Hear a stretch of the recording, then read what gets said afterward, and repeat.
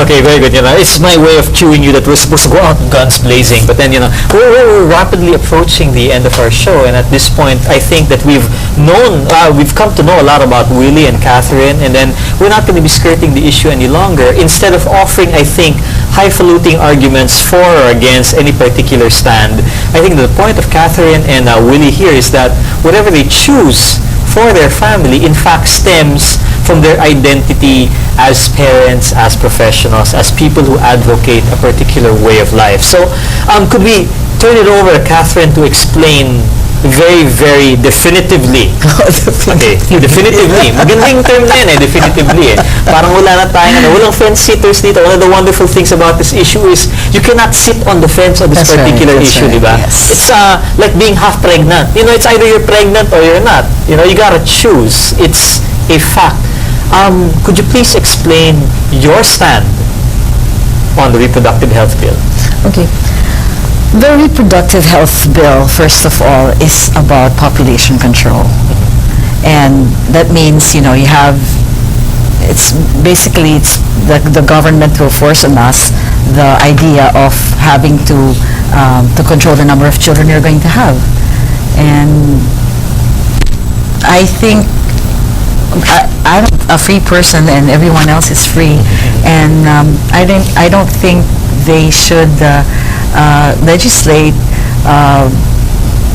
the number of children that you're supposed to have.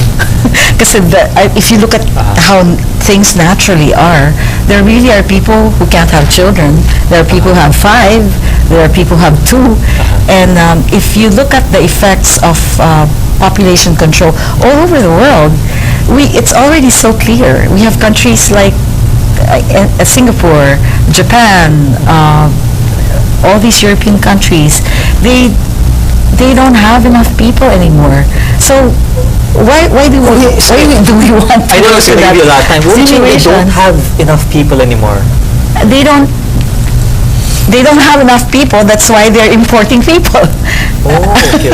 Right? I mean, like I have a friend who left for Canada for a few months ago, and that was one of their discussions during her orientation in the, I think, Canadian embassy, and that's what they said, that we need more people here.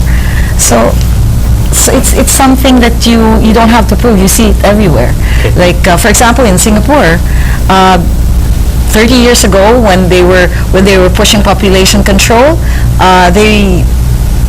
the people started believing them, so they started contracepting, etc. Now they don't have people to replace people who are dying, so that their social security system will still be alive.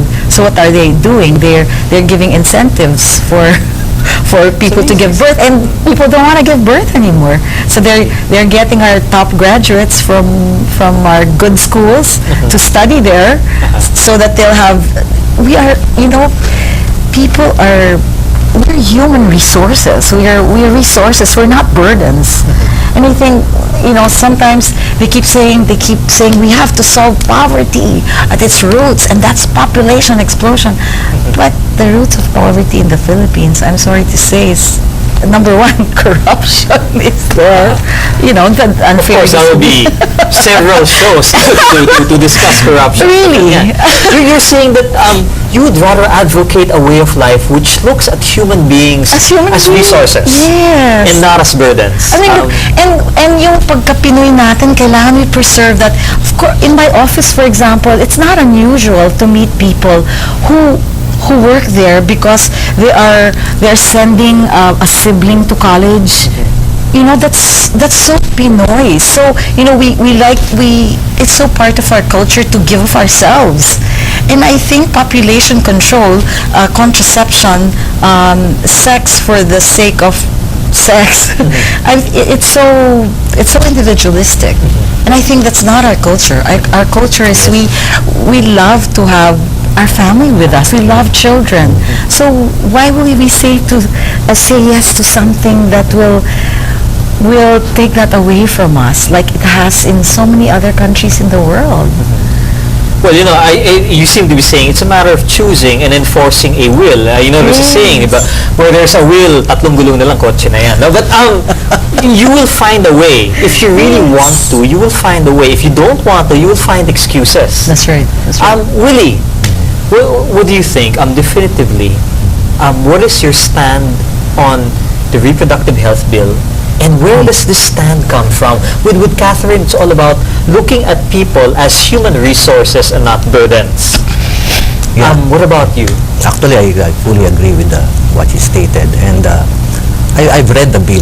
And to be fair, if you look at the individual words, those are good phrases there. Talk about prenatal health, postnatal health. Yes. Talks about even reproductive health in terms of caring for the fathers also. There's good in there, but if you look at it totally, that's where the problem comes in, because as probably the Catholic Church has said, there are objectionable items like the mandatory sex education, the forcing of health workers to coercing them for referrals, which is actually forcing them for something like complicity, and the implicit statement there that